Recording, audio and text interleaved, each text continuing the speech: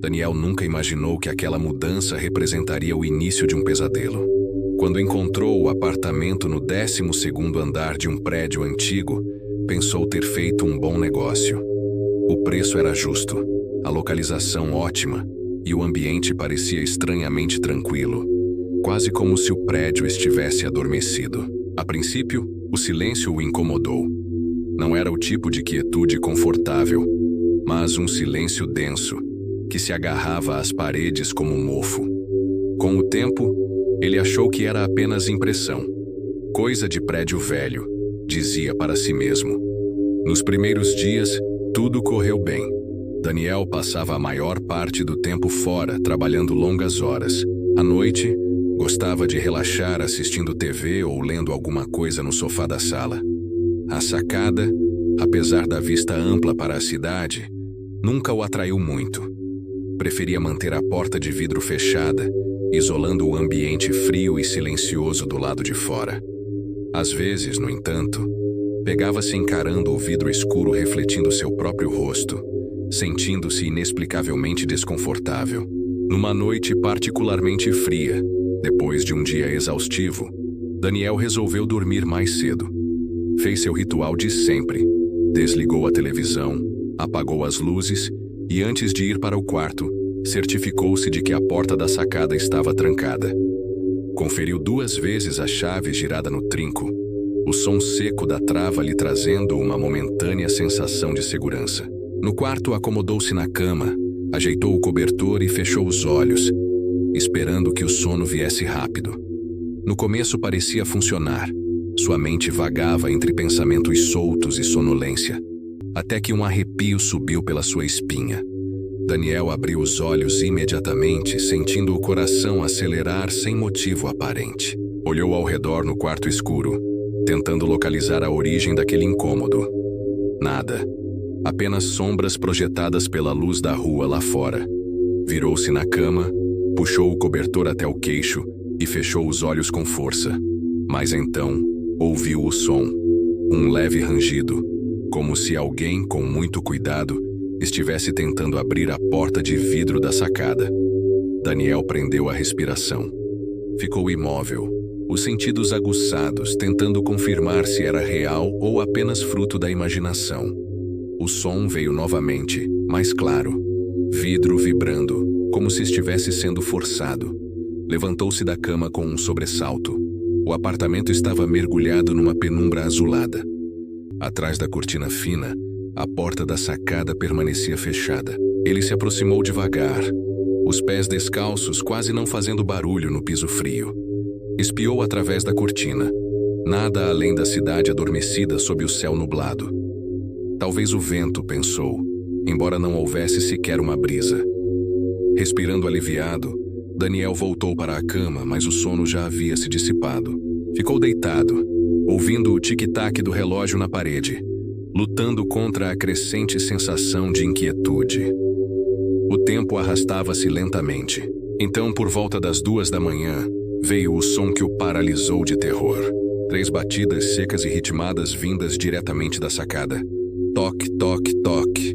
Daniel sentou-se na cama em um pulo, o coração martelando no peito. O quarto parecia ainda mais escuro, como se as sombras tivessem se adensado. Tentou racionalizar. Talvez algum animal, talvez um pássaro noturno, mas no fundo, ele sabia que não era isso. Sabia. Com a garganta seca e os músculos tensos, virou-se lentamente para a porta da sacada. E viu. Havia algo lá fora. Uma silhueta humana, alta, imóvel. Daniel ficou paralisado, os olhos arregalados, o corpo incapaz de obedecer à ordem de correr. A figura estava do outro lado do vidro, na penumbra, onde a luz da rua mal conseguia alcançar. A princípio parecia apenas um vulto, mas conforme seus olhos se ajustaram, ele percebeu algo muito pior. Não havia rosto. Onde deveriam existir olhos, boca, nariz, havia apenas uma superfície lisa, branca e opaca. A pele parecia esticada de forma antinatural sobre a cabeça, como uma máscara grotesca. A coisa não se movia, apenas ficava ali, parada, olhando para dentro sem olhos. Daniel reuniu o pouco de coragem que lhe restava e correu para a sala. Acendeu todas as luzes com mãos trêmulas, esperando que a claridade afastasse a visão. Mas não. A figura continuava ali, ainda mais visível sob a luz crua.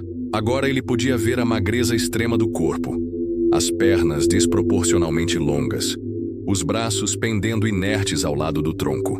Desesperado, Daniel agarrou o celular e tentou ligar para a polícia, sem sinal. A tela exibia apenas a mensagem fria: sem serviço. Tentou de novo, trocando de posição, aproximando-se da janela. Nada, como se todo o apartamento estivesse isolado do resto do mundo. Foi então que ouviu uma voz abafada, distante, vindo do outro lado do vidro, chamando seu nome. Daniel. O som era fraco, distorcido, mas inconfundível. Daniel sentiu as pernas falharem. Deu um passo para trás, depois outro, até encostar-se na parede. Seus olhos lacrimejavam de medo e ele tremia da cabeça aos pés. Correu para a porta de entrada, decidido a sair dali, não importava para onde. Girou a maçaneta com força, mas ela não se moveu. O trinco parecia emperrado. Tentou novamente, batendo na madeira com os punhos fechados. Nada, como se a porta tivesse sido selada. Voltando-se para a sala, viu que a figura na sacada agora parecia mais próxima, mais ansiosa. O vidro da porta vibrava levemente, como se estivesse sob pressão. Preso, sem escapatória. O pânico tomou conta. Daniel caiu sentado no chão, abraçando os joelhos contra o peito. As luzes da sala piscavam intermitentemente, como se houvesse uma falha elétrica. A figura continuava ali, inabalável, um sentinela do terror. As horas seguintes foram um borrão de medo. Daniel perdeu a noção do tempo. Às vezes parecia que a figura desaparecia por um instante, apenas para reaparecer logo depois, mais próxima, mais nítida. Outras vezes, ouvia novos sussurros, vozes indistintas que se confundiam com o zumbido do seu próprio desespero. Só com o surgimento do primeiro brilho do amanhecer no horizonte é que a figura recuou. Sem pressa, deslizou para trás, dissolvendo-se na neblina matinal como fumaça soprada pelo vento. Quando finalmente percebeu que estava sozinho, Daniel não hesitou. Destrancou a porta da frente com dificuldade e fugiu do apartamento, sem olhar para trás. Saiu pelas ruas ainda vazias, descalço, sujo, transtornado. Nunca mais voltou. Deixou o apartamento para trás, abandonando móveis, roupas, documentos, como se sua própria vida anterior tivesse sido apagada. O imóvel permaneceu fechado por alguns meses, até que outra pessoa, ignorante da história, decidiu alugá-lo. Os vizinhos que murmuravam entre si no elevador sabiam que era só uma questão de tempo. A sombra na sacada voltaria. Sempre voltava. Alguns juravam ter visto vultos nas madrugadas, batidas nas janelas, sussurros chamando nomes esquecidos. Mas ninguém falava sobre isso em voz alta. Ninguém alertava os novos moradores.